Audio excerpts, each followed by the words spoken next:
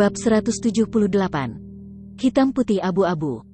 Dahulu kala, di hati Fang Zeng, Fang Yuan seperti gunung tinggi, begitu tinggi sehingga dia tidak akan pernah bisa memanjatnya. Dulu, Fang Zeng berpikir bahwa bayangan gunung yang tinggi ini akan menjeratnya sepanjang hidupnya. Tetapi hidup memberinya putaran yang tak terduga. Fang Yuan merasa putus asa, membiarkan Fang Zeng melihat kelemahannya. Dia yang mirip gunung tinggi, langsung runtuh. Dan lagi. Ini sebenarnya semua kinerja kakak, hanya akting? Gunung yang runtuh di hatinya menjadi diselimuti lapisan misteri. Kakak, orang seperti apa kamu sebenarnya? Fang Zeng menyadari pada saat ini bahwa dia tidak tahu apa-apa tentang saudara lelakinya yang berkait darah ini. Hati Fang Yuan penuh tipu daya, kelihayannya terlalu dalam. Dengan keterampilan aktingnya dan ketidakpedulian terhadap mengambil nyawa manusia, Fang Zeng merasa jauh ke arahnya. Seiring dengan perasaan yang jauh ini ada juga perasaan takut yang tidak ingin diketahui oleh Fang Zeng. Perasaan sialan ini kembali merayap ke dalam hatinya. Dia mencoba yang terbaik untuk mengabaikan perasaan takut ini, menyebabkan dia secara tidak sadar mengikuti jejak Tiruonan. Nonati, terima kasih telah mengizinkan aku mencari kebenaran dan melihat sisi kakak aku yang sebenarnya. Membantu kamu sama saja dengan membantu diri aku sendiri, jadi tanyakan saja, aku akan menceritakan semua yang aku tahu, kata Fang Zeng dengan sungguh-sungguh. Tiruonan mengangguk tetapi kemudian menggelengkan kepalanya dengan cepat. Apa yang perlu aku ketahui, aku sudah mengerti sekarang. Masalahnya sekarang adalah, dari mana Fang Yuan mendapatkan cacing minuman keras itu? Kamu benar, masalah ini mencurigakan. Selama situasi kakak laki-laki saat itu, dia tidak mewarisi aset orang tua kita, dan pada saat yang sama hanya kelas C memulai kultivasinya. Dari mana dia mendapatkan cacing minuman keras? Fang Zeng mengerutkan kening. Dalam situasi ini, hanya ada dua penyebab. Yang satu adalah bantuan dari luar, dan yang lainnya adalah warisan. Tetapi siapa yang akan berinvestasi dalam bakat kelas C?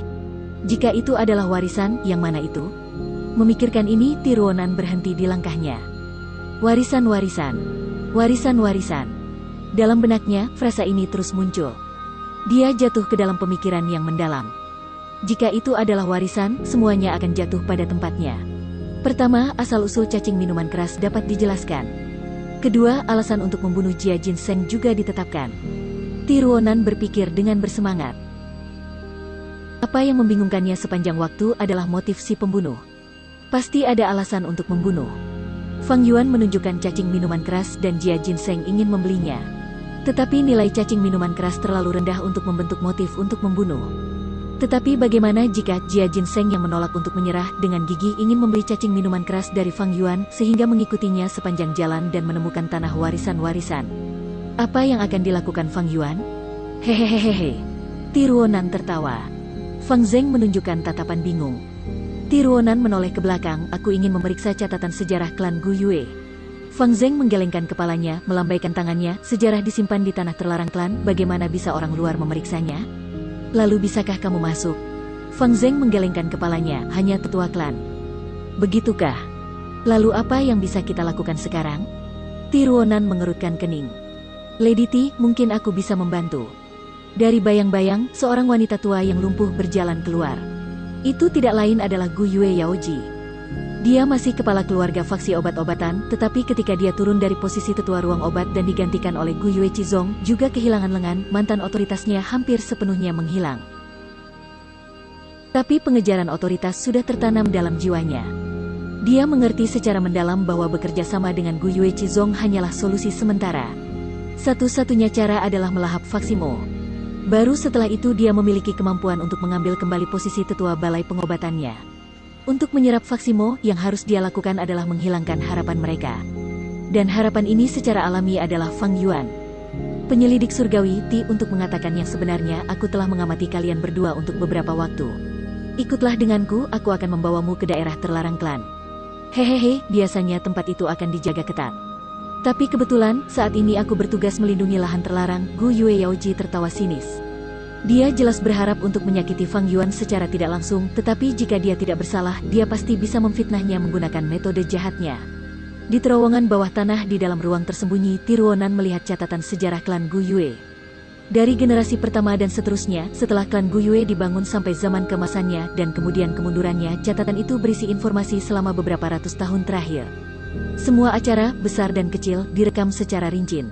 Pemimpin klan generasi pertama ini memiliki asal misterius, menciptakan desa Guyue sendirian. Dia kemungkinan besar adalah pembudidaya iblis. Tiruonan membalik beberapa halaman pertama, mengatakan sesuatu yang mengejutkan. Itu tidak seberapa. Banyak pembudidaya iblis, setelah muak berkeliaran, akan memilih untuk menyebarkan garis keturunan mereka dan membentuk klan. Beberapa ratus tahun kemudian, mereka akan dihapus asal-usul iblis mereka dan keturunannya akan menjadi pembudidaya yang benar. Situasi seperti itu sebenarnya sangat umum, tidak ada yang aneh. Di sampingnya, kata Ti Sueleng. Lalu semua kesalahannya sebelumnya, akankah semuanya terhindar seperti itu? Tiruonan memiliki ekspresi marah. Kultivator iblis ini menyebabkan semua kejahatan itu, tetapi ketika waktunya sudah matang dan mereka merasa lelah, mereka akan tenang dan menikmati hari tua mereka. Bukankah ini terlalu baik untuk mereka? Ti Sueleng menghela nafas dalam-dalam, Ruonan. Ketika aku masih muda, aku merasa seperti kamu juga, berpikir bahwa dunia ini hitam dan putih. Tapi setelah kamu melihat lebih banyak dari dunia, kamu akan menemukan bahwa dunia ini sebenarnya abu-abu, seringkali hitam bisa berubah menjadi putih, dan putih bisa berubah menjadi hitam. Beberapa putih juga bisa lebih licik daripada hitam, dan bahkan menanggung dosa lebih besar. Dan para kultivator iblis juga memiliki keluhan mereka sendiri. Master Gu benar mengontrol sumber daya budidaya. Sementara Master Gu iblis semuanya sendirian, hanya dapat mengandalkan metode ekstrim mereka. Mereka seperti pemimpin klan generasi pertama yang mampu mengubah cara mereka, itu adalah solusi terbaik. Setidaknya dia tidak akan lagi membahayakan orang lain. Beralih dari hitam menjadi putih, dia dapat menyumbangkan kekuatannya menuju jalan yang benar. Ti Sueleng menjelaskan dan menghibur, tetapi gadis muda Tiruonan tampaknya tidak yakin. Dia menggelengkan kepalanya, berkata dengan tegas, "Ayah, tidak tepat bagimu untuk bersimpati dengan Master Gu iblis. Putih adalah putih, hitam adalah hitam. Mereka harus dihukum karena melakukan kesalahan. Melanggar hukum, mereka harus dihakimi. Jika tidak, di mana letak keadilan, di mana keadilan berada, di mana hukum akan berdiri? Ini bukan simpati. Dimanapun di mana ada orang, ada minat yang terlibat. Tempat yang melibatkan kepentingan akan memiliki kejahatan. Selama ada orang, kejahatan tidak akan pernah berakhir. Anakku, kau akan tahu pada akhirnya, kekuatan seseorang terlalu tidak signifikan." Suara Ti Sueleng berpengalaman dan bijak tetapi juga sedih, tidak usah dipikirkan. Bagi kamu saat ini, masih terlalu dini untuk mengatakan hal-hal seperti itu, kamu harus berkonsentrasi untuk menyelesaikan kasus ini. Ya, ayah, cemberut Tiruonan, tidak setuju dengan pandangan pesimistis Ti Sueleng. Ketika orang muda, mereka cenderung berpikir mereka bisa mengubah dunia.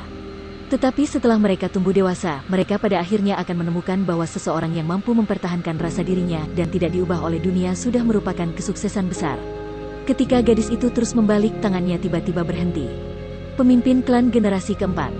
Biksu bunga anggur, Li. Cacing minuman keras. Matanya bersinar. Arus listrik mengalir ketika ujung-ujung gigi tajam memotong seperti bilah, bersinar dengan cahaya dingin. Seekor serigala petir hiruk-pikuk menerkam Baining Bing, cakar serigala yang menggambar bayangan di udara. Baining Bing tidak memiliki gerakan apapun. Sebagai cakar serigala petir hiruk-pikuk menjadi lebih besar di matanya, dia tidak memiliki kecenderungan untuk menghindar. Tiba-tiba, pelangi putih keluar dari lubangnya. Cahaya pelangi meledak dan cahaya putih jatuh seperti hujan. Dalam hujan ringan, ular putih yang anggun muncul, kumis panjangnya menghadirkan suasana seperti peri. Menuju gu peringkat 5 ular ini, serigala petir kegilaan sombong segera layu ingin mundur. Tapi bentuk putih ular abadi membuka mulutnya dan mengeluarkan asap awan. Asap putih itu terlihat lambat tetapi dengan cepat menyelimuti serigala petir. Visi serigala petir yang hiruk-pikuk itu dikaburkan oleh asap dan dengan cepat bergerak kembali. Tetapi tidak peduli bagaimana ia bergerak, asap putih mengikutinya seperti bayangan, selalu melingkupi sekitarnya dan tidak memberikannya kesempatan untuk melarikan diri. Kemampuan ular putih bentuk abadi adalah benjolan asap ini. Setelah diselundupkan, seseorang tidak bisa mengatakan arahnya karena penglihatan mereka diwarnai dengan asap putih. Binatang buas seperti serigala petir mengandalkan penglihatan mereka yang kuat dan pendengarannya lemah. Serigala petir kegilaan itu sama, jadi organ inderanya yang paling berguna dibutakan menyebabkannya melolong panik. Dalam perjuangannya, pohon itu menghancurkan banyak pohon dan batu gunung karena menjadi lebih gelisah. Melolong Hou tiba-tiba membuka mulutnya dan mengeluarkan petir biru. Petir itu melesat ke arah Baining Bing, tapi dia tidak punya rencana untuk menghindar. Krak! Petir itu mengenai Baining Bing di dada, menembusnya. Baining Bing menundukkan kepalanya dan melihat lubang besar yang dibuat petir yang memungkinkannya melihat ke belakang. Tapi dengan cepat lubang besar itu mulai membeku. Lapisan es putih menutupi luka dan es perlahan meleleh berubah menjadi daging. Ini adalah kekuatan fisik jiwa es gelap utara. Aku adalah es dan es adalah aku. Cedera fatal bagi Master Gu biasa dapat pulih hanya dalam beberapa detik untukku, pikir Bai Ningbing sambil perlahan mengangkat kanannya lengan. Lengan kanannya biasa patah, tetapi mengandalkan fisik jiwa es gelap utara itu sudah pulih sepenuhnya. Gu bentuk ular putih abadi juga merasakan fisik jiwa es gelap utara sehingga memasuki bukaan aku. Fisik jiwa es gelap utara dapat menarik cacing Gu tipe air untuk bergabung denganku. Kekuatan luar biasa, namun begitu rapuh. Bai Ningbing menghela nafas. Hari-hari ini, dia tidak menekan kultivasinya. Fisik jiwa es gelap utara semakin kuat, tetapi dia merasa bahwa kematian semakin mendekatinya. Dewa abadi belum melakukan apa-apa? Pada saat ini, pemimpin klan Bai datang, bertanya dengan prihatin. Bai Ningbing menggelengkan kepalanya, Gu ular ini tidak mengenaliku, itu hanya tertarik oleh fisik jiwa es gelap utara aku dan pindah dari sumber air roh klan ke dalam bukaan aku. Hanya ketika aku dalam bahaya yang nyata dan dalam situasi hidup mati apakah itu akan keluar dan melindungi aku. Namun bentuk ular putih abadi tidak disempurnakan oleh Bai Ningbing, sehingga perlindungan ini juga memiliki batasnya. Seperti sebelumnya, serangan petir serigala petir kegilaan itu terlalu cepat dan bentuk ular putih abadi tidak bisa bereaksi pas dalam waktu, sehingga Bai Ningbing terpukul langsung. Bagaimanapun, bentuk ular putih abadi itu bukan Gu yang defensif. Dalam kehidupan Fang Yuan sebelumnya, Jiang Fan dan kodok menelan sungai adalah sama. Meskipun Jiang Fan mendapatkan bantuannya, ia masih dibunuh oleh seorang Master Gu. Pemimpin klan Bai menghela nafas. Dia merasakan penyesalan yang mendalam dan kasihan terhadap hal ini, namun tidak ada yang bisa dia lakukan. Dia sudah melakukan apa yang dia bisa. Benar, hasil negosiasi 3 klan keluar. Klan Xiong mempertahankan lebih dari setengah kekuatan mereka, kita tidak bisa meremehkan mereka. Akhirnya 3 klan mengambil keputusan bahwa akan ada turnamen 3 klan. Dan kompensasi akan ditentukan oleh hasil kompetisi. Hanya Master Gu berusia 30 tahun ke bawah yang bisa memasuki turnamen. Aku mengerti. Bai Ningbing mengangguk, aku sudah bisa merasakannya, hidupku akan segera berakhir. Memiliki kompetisi pada akhirnya, aku benar-benar bahagia. Terima kasih, Tuan Tetua Klan. Tidak, ini juga demi klan. Ekspresi pemimpin klan Bai malu. Itu sarannya di tempat pertama, dan alasan terbesar untuk itu adalah untuk memeras nilai terakhir yang dimiliki Bai Ningbing.